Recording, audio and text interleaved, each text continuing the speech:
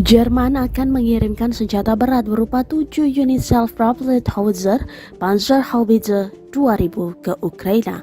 Hal tersebut disampaikan Menteri Pertahanan Jerman Christine Lambrecht pada Jumat 6 Mei 2022 sebagaimana dilansir Reuters.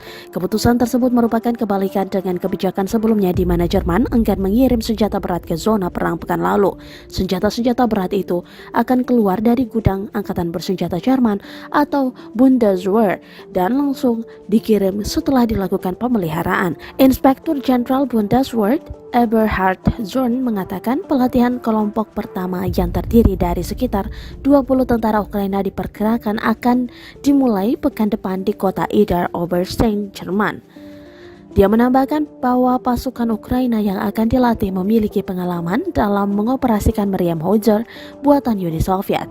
Permintaan Ukraina untuk senjata berat telah meningkat sejak Moskwa telah mengalihkan senjata beratnya ke timur dan selatan negara itu.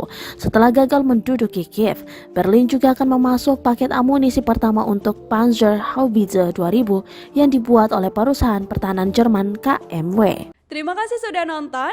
Jangan lupa like, subscribe, dan share ya.